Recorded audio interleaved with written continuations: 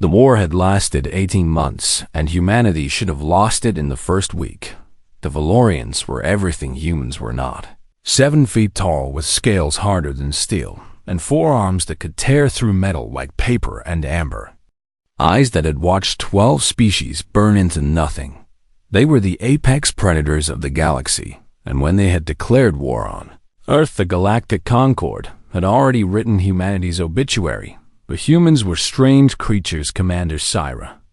Velkith stood in the treaty chamber aboard the neutral station threshold, and her 4 hands were clenched into fists behind her back where no one could see them. Her people had won every major battle, and they had glassed 3 human colonies, and turned them into ash, and they had broken the human fleet, not once, but twice. And yet here, she stood agreeing to peace terms that tasted like poison on her tongue. Humans had simply refused to die when the Valorians destroyed their warships. The humans had turned mining vessels into weapons, and when the Valorians conquered their colonies, the humans had fought from the rubble with nothing but rocks and fury, and when the Valorians killed their soldiers, the civilians had picked up the fallen weapons and kept fighting. It was not logical, and it was not efficient, and it made no sense to Valorian minds that it evolved to recognize. When a battle was lost, but humans did not seem to understand the concept of surrender, the Concord mediator was speaking now, a thin insectoid creature from a species that had survived by never fighting anyone, and Syra barely listened to the terms she already knew. Borders would return to pre-war lines, and prisoners would be exchanged, and reparations would flow in both directions, and none of it mattered, because the Valorian Empire had failed to do what it had always done before. They had failed to break their enemy completely, to seal this treaty and ensure lasting peace between your species. The mediator announced in its clicking voice, "The Galactic Concord requires both parties to exchange bonded representatives who will live together as symbols of unity between your peoples." Syra's blood went cold in her veins. She knew what bonded meant in Concord terms, and she knew what it would mean for her, because she was the commander of the fleet that had fought the humans longest, and the humans would want someone of equal standing. The Valorian Empire will provide Commander Syra Velketh, her admiral said from behind her, and his voice carried no emotion, but she could feel his satisfaction at removing a rival from the military hierarchy. The United Earth government will provide Captain James Chun, the human admiral said. Syra watched as a human male stepped forward from the row of officers behind the human delegation. She recognized him. Everyone in the Valorian fleet recognized James Chun, the captain who had held the entire Third Fleet at bay for 6 weeks with nothing but converted mining vessels and a crew of exhausted civilians. He was unremarkable by any physical standard that Syra understood. Barely 6 feet tall, with soft skin the color of wet sand and dark hair cut short, and eyes that were brown and round, and held no visible threat. He was small and fragile, and looked like he would break if she squeezed him too hard.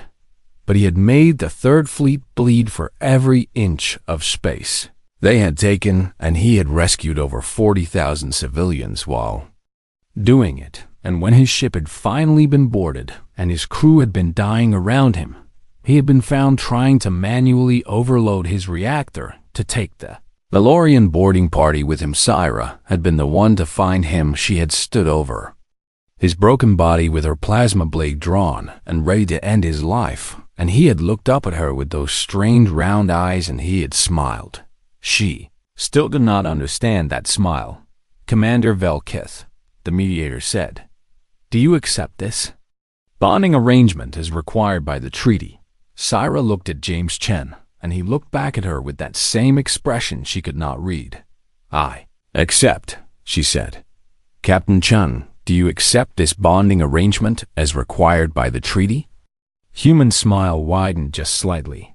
"I accept," he said, and his voice was calm and steady, as if he had not just agreed to live with the woman who had killed hundreds of his people.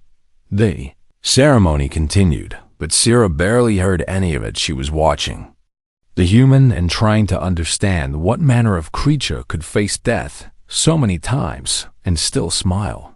When the formalities were complete and the delegations began to disperse, James Chun walked toward her with his hands clasped behind his back, in a posture that almost mimicked Valorian military stance. "Commander," he said, and his pronunciation of her rank was careful and correct. "It seems we will be spending a great deal of time together." "It seems so," Syrah replied, and she let her full height show and let her scales ripple in a display meant to intimidate. James Chun did not step back and did not look away and did not show any sign of fear. "I understand that in Valorian culture," he said, "bonded partners typically share living quarters, and I want you to know that. I have no intention of making this arrangement uncomfortable for you." "Uncomfortable?" Syrah repeated, and the word felt strange in her mouth. "You believe I would be uncomfortable living with a human?" "I believe you lost friends in the war," James said, and his voice softened slightly. "Just as I did, and I think forcing two enemies to pretend they are partners is a cruelty the Concord did not fully consider." Syrah stared at him. No Valorian would ever have acknowledged such a thing, and no Valorian would ever have shown such awareness of an enemy's loss. "You are strange," she said finally. "Captain Chen." "James," he corrected. "If we are to be bonded partners, you should probably use my name. I have not decided if you have earned the right to have me speak your name." James laughed, and it was a sound Syrah had never heard before, warm and genuine and completely without malice. "Fair enough, Commander," he said. "I look forward to earning that right." He turned and walked back toward the human delegation, and Syrah watched him go with a feeling she could not name growing in her chest. War was over, but she suspected her battle with James Chun was just beginning. 3 months into the bonding arrangement, Syrah had cataloged exactly 847 reasons why humans were an inferior species. They slept for nearly a third of their lives, which meant James Chun spent 8 hours every night completely unconscious and vulnerable to attack. They required constant temperature regulation and could only survive in a narrow range that Syrah found almost laughably restrictive. Their bodies were soft and broke easily and healed slowly, and they had no natural weapons, no claws, no fangs, no armored scales. They could not see in the dark and could not hear frequencies above a certain range and could not smell danger the way Valorians could by every measure of evolution. Humans should have been prey animals, huddling in caves while predators hunted them, and yet James Chun infuriated her in ways she could not articulate.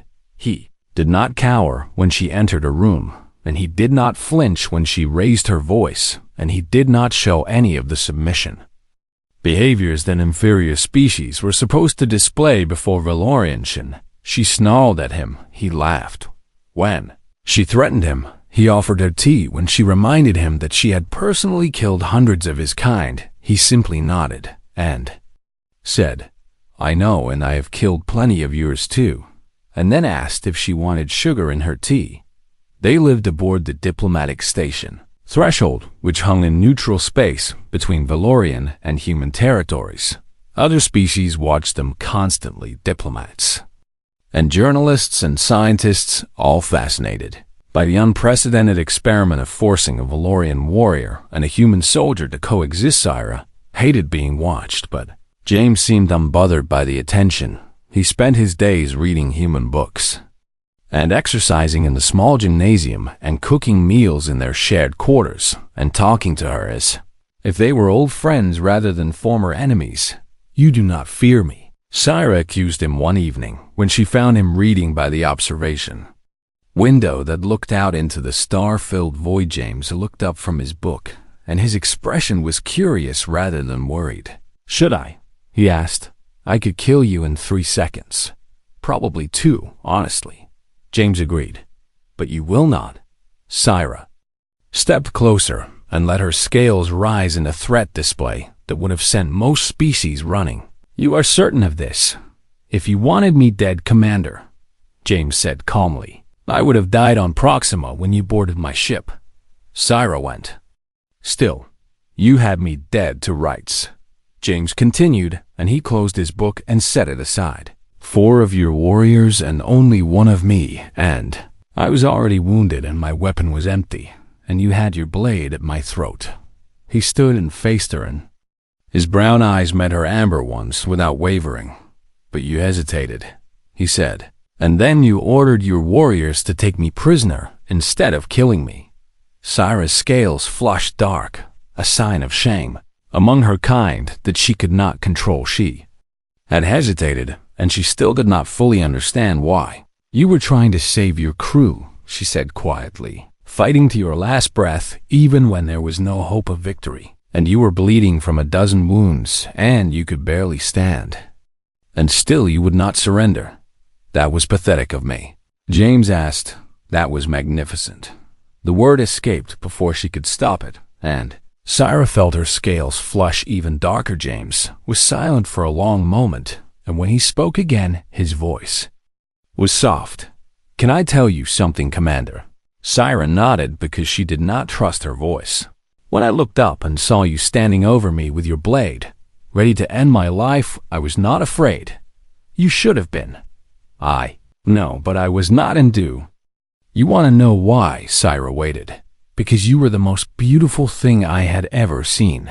James said, all that power and all that grace, and you moved like death itself had taken physical form, and I thought if I had to die, then at least I was dying at the hands of something magnificent.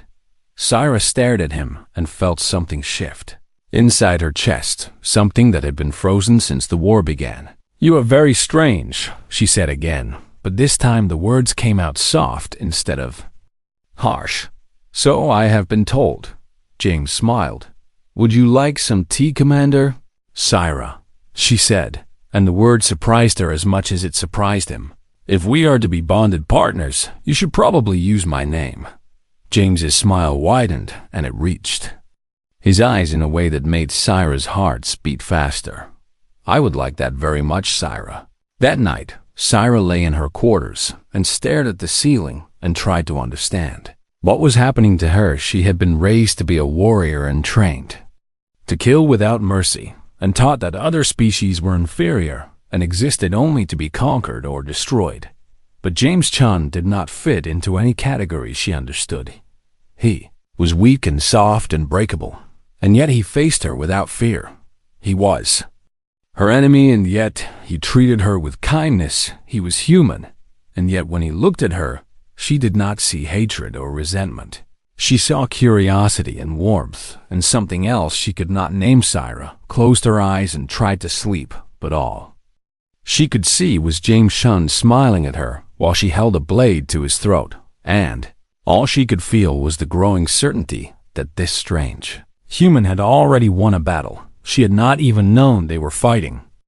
The assassination attempt came on the 1-year anniversary of the Treaty of Ashira. Had known it would come eventually, because not all Valorians accepted the peace, and not all of them understood why their empire had agreed to stop fighting when victory had seemed so close. 3 warriors from the hardliner faction had infiltrated the station using stolen credentials, and they had disabled the security systems in their section, and they had made their way to the quarters Syra shared with James. With murder in their hearts, Syra woke to the sound of footsteps in the corridor. Footsteps that were trying to be silent, but that her warrior senses detected anyway. She rose from her sleeping platform and grabbed her plasma blades from beneath her pillow and moved to the door of her quarters in perfect silence.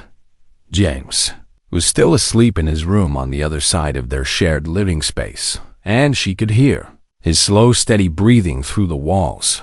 The footsteps stopped outside their door. Syra opened it before they could breach it, and she found herself facing 3 Valorian warriors in full combat armor with weapons drawn and hatred burning in their amber eyes. Commander Velkith, the leader said, and his voice was thick with disgust. Step aside and let us cleanse the stain on our empire's honor. You dare come to my quarters and threaten what is under my protection? Syra replied, and her own voice was deadly calm. "That human creature is not worthy of protection." The second warrior spat. "It is an animal, and it should have been exterminated with the rest of its filthy species. The war is over." "The war will never be over," the leader growled. "Not until every human is dead, and their worlds are ash, and their memory is erased from the galaxy forever." Syra heard movement behind her, and she knew without looking that James had woken and was standing in the doorway of his room watching this confrontation. "Go back inside, James," she said, without turning. "I do not think I will," he replied, and his voice was calm despite the danger. Lead assassin laughed. "Look at it," he sneered. "So small and weak, and it cannot even recognize when it should run, and it stands there like it has any right to exist. That is enough," Syra said. "Stand aside, Commander, or we will go through you." Syra's forearms drew her weapons too, plasma blades that hummed with deadly energy, and two projectile guns that she had kept hidden in her sleeping clothes. Her stance shifted into the ancient Velkiv killing form, the one her grandmother had taught her when she was barely old enough to walk, and the one that had been passed down through her family for 1,000 generations. "You speak of honor," Syra said, while attacking an unarmed opponent in the darkness of night, "and you speak of cleansing stains, while you yourselves are the greatest stain on everything our ancestors built." "He is human," the leader roared. "He is mine." The words came from somewhere deep inside, from a place she had not known existed, and from instincts older than conscious thought. The three assassins hesitated for just a moment, and that moment was all Syra needed. She moved like water and like fire and like the death she had been trained to. The first assassin fell with her blade through his throat before he could raise his weapon. The second managed to fire once, but Syra was no longer where she had been, and her gun spoke twice and his body hit the floor.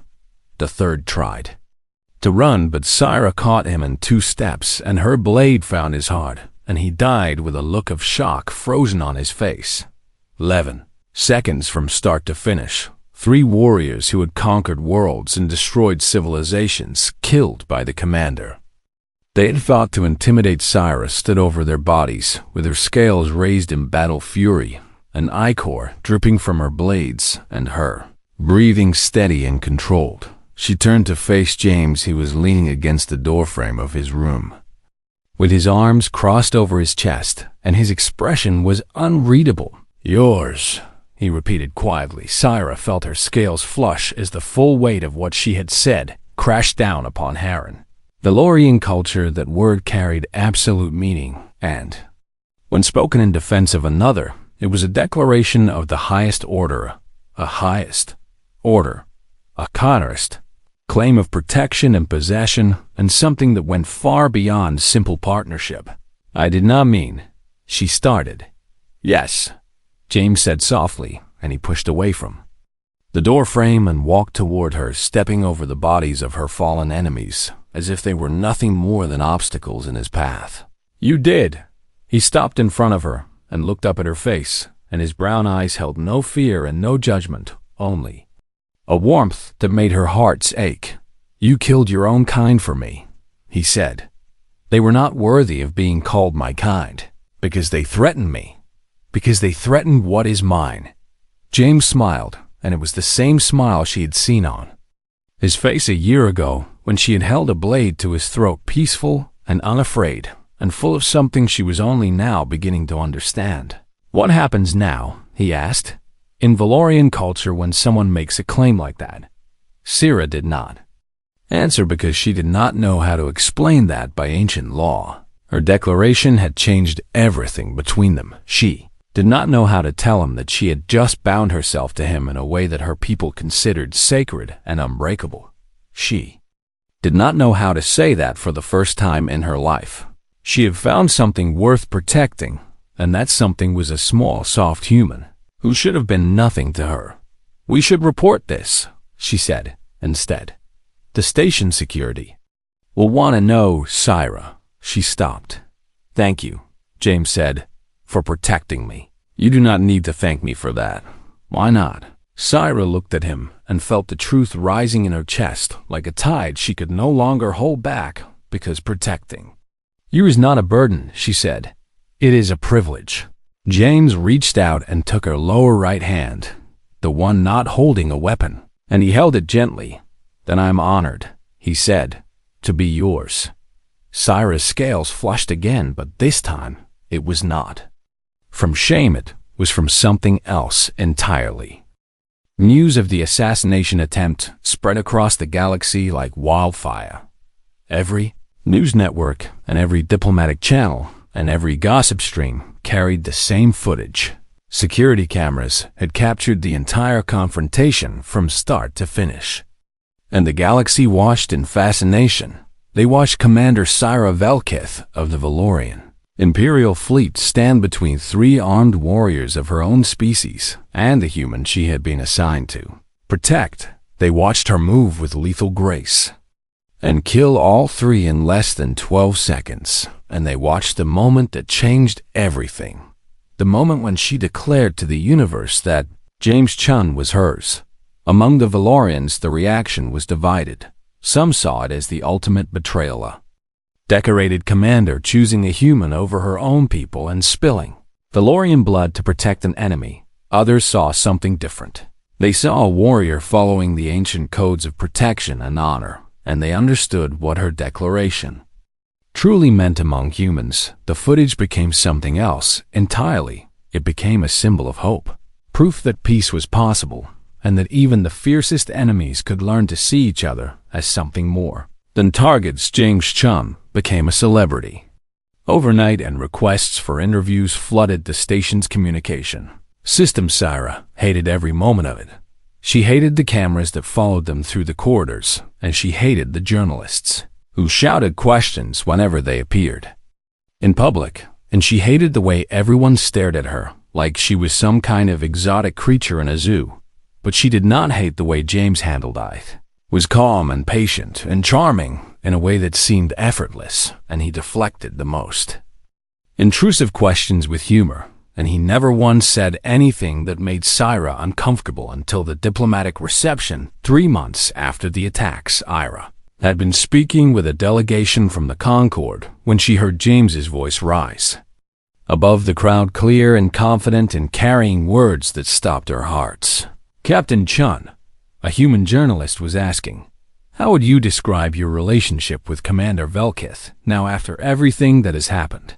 "She is my wife," James replied. Syra turned so fast that the diplomat she had been speaking with scattered in alarm. She crossed the reception hall in strides that made other species scramble out of her way, and she did not stop until she was standing directly in front of James, towering over him with her scales raised and her 4 hands clenched into fists. She stared at him in silence for a long moment, and when she spoke, her voice carried enough venom to curdle stars. "You dare call me your wife?" The entire room went quiet. Even the ambient noise of the station seemed to fade as every being present held their breath and waited to see what would happen next. Diplomats who had survived wars, and politicians who had navigated impossible crises, and soldiers who had faced death without flinching. All of them took careful steps backward away from the confrontation. But James Chun did not move. He looked up at the 7-foot warrior who could dismember him before his heart beat twice. The woman who had conquered worlds and ended civilizations and killed hundreds of his people in the war. And the human smiled. "You claimed me first, Commander," he said, and his voice was steady. "You said I was yours in front of witnesses and on camera, and according to what I have learned about Valorian custom, that declaration carries specific meaning." "You know nothing of Valorian custom," Syra growled.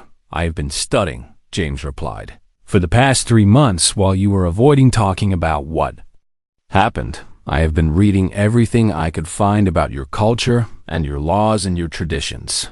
He took a step closer to her, and his brown eyes met her amber ones without wavering.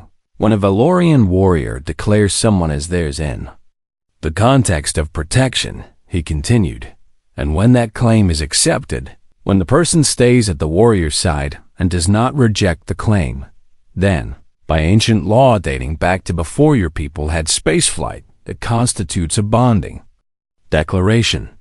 Syra felt her scales flush dark. The oldest form of Valorian marriage, James said softly. Older than ceremonies, and older than contracts, and older than everything except the bond itself.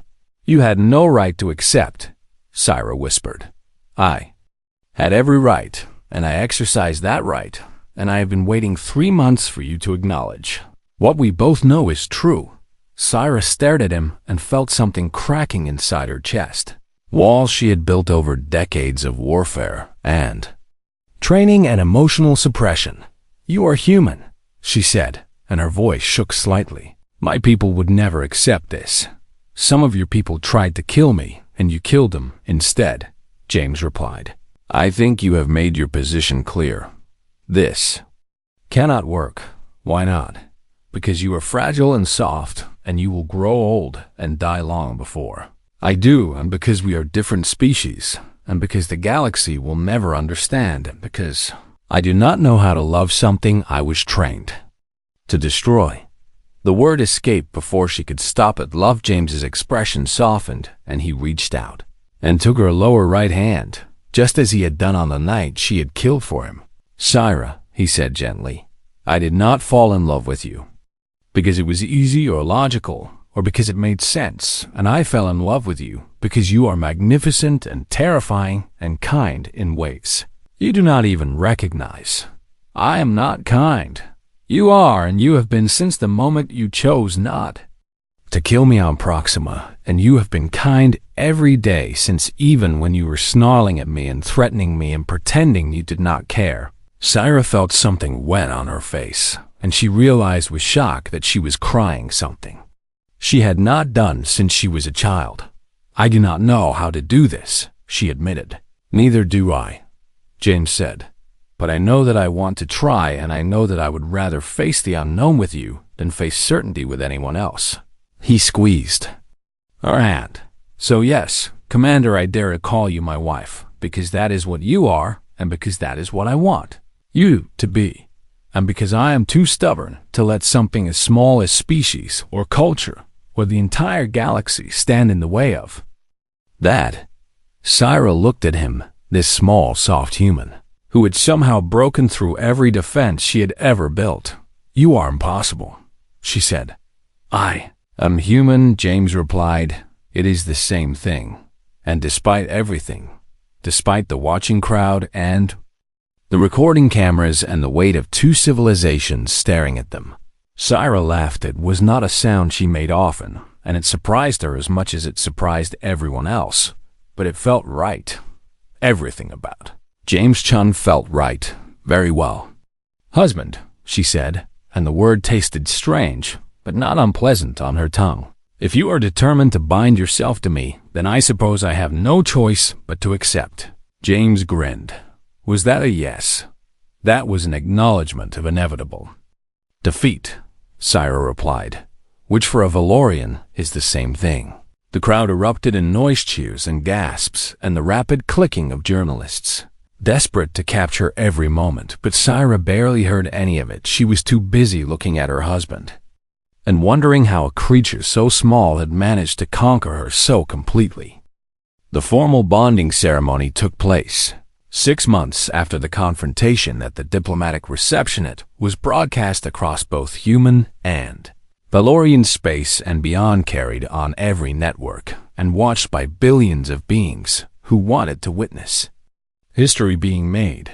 The ceremony was held on the station threshold in the same hall where the Treaty of Ash had been signed 2 years before. Syra wore the traditional armor of House Volkith, ancient plates that had been worn by her grandmother and her grandmother's grandmother, and warriors stretching back through centuries of conquest and glory. The armor was black as the void between stars, and it was etched with silver runes that told the story of her lineage, and it fit her like a second skin. James wore a simple earthsuit, dark fabric that contrasted with his pale skin and made his brown eyes seem deeper and warmer than usual. He looked small next to her, and he looked fragile, and he looked completely unafraid. Syra's grandmother had traveled 3 weeks from the Valorian homeworld to attend the ceremony. Matriarch Velkith was ancient by any species standard, over 400 years.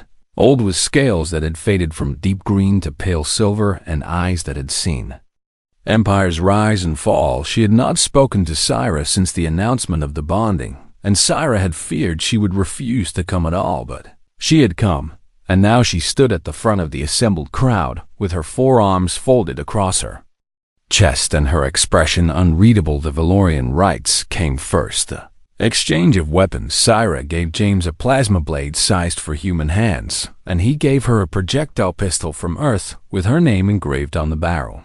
The bay sharing of blood, a small cut on each of their palms pressed together so their blood could mingle and mark them as bound. The speaking of oaths in the old Valorian tongue, words that had been spoken by bonded pairs for thousands of years before humans had even discovered fire. James stumbled over some of the pronunciations, and his accent was terrible, and he mixed up 2 of the ceremonial phrases in a way that technically promised to protect Syra from hostile vegetables. Syra's grandmother laughed. It was a sound Syra had not heard in decades, not since before the wars that had hardened the old matriarch into stone, and it echoed through the hall like music. "He has courage," the grandmother said in Valorian. "Even if he has no skill with our tongue, he has been practicing for months," Syra replied. "Then he has determination as well, which is more important than skill." The old matriarch stepped forward, and she looked at James with those ancient amber eyes that had seen so much death and destruction. "Human," she said, and her voice carried across the silent hall. "Do you understand what you are doing today? I am binding myself to your granddaughter, matriarch." James replied, and his pronunciation of her title was careful and correct. "For as long as I live and beyond, if such things are possible. You will die long before her, and your body will fail, and your mind will fade, and she will have to watch you wither while she remains strong. Yes, and you accept this burden knowing the pain it will." "'Cause I accept it," James said, "because the alternative is a life without her, and that is not a life. I want to live." The grandmother was silent for a long moment. Then she reached out with one of her 4 hands, and she touched James's face, a gesture of acceptance that Syra had never seen her give to anyone outside the family. "You are small," the grandmother said, "and you are soft, and you are breakable in ways that would make our ancestors weep." She smiled, and it transformed her ancient face into something almost warm. "But you have fire in you, human, and I think perhaps my granddaughter chose better than I knew." She stepped back and nodded to Syra. "Continue the ceremony and welcome your husband to our house." The human rites came next. They were simpler than the Valorian ones. No weapons and no blood and no oaths in ancient languages. Just a question asked twice and answered twice. "Do you, James Chan, take it, Syra Velkith, as your lawfully wedded wife?" "I do." "Do you, Syra Velkith, take James Chen as your lawfully wedded husband?" Syra looked at the small, fragile, impossible human standing before her. She thought of the first time she had seen him broken and bleeding, and smiling up at her while she held a blade to his throat. She thought of all the times he had made her tea and laughed at her threats and refused to be intimidated by anything she did. She thought of the night she had killed for him and the word that has escaped her lips. Without permission, she thought of everything. She had been taught about weakness and everything. James had taught her about strength. "I do," she said. The officiant smiled. "Then by the power vested in me by the United Earth government and recognized by the Galactic Concord, I pronounce you married. And you may now kiss your bride." The kiss was awkward. Cyrus fangs made it complicated, and she had to angle her head carefully to avoid cutting him, and James had to stand on his toes to reach her even when she bent down. But neither of them cared. Hall erupted in cheers and applause and the sound of 100 different species celebrating something that had never happened before. A human and a Valorian bound together not by treaty or politics, but by choice, by love. After the ceremony, when the Celebrations had wound down, and the guests had departed. Syra and James stood alone by the observation window, looking out at the stars. "We actually did it," James said, and there was wonder in his voice. "We did. What happens now?" Syra thought about. The question there would be challenges ahead, political and cultural and personal, obstacles that they would have to navigate together.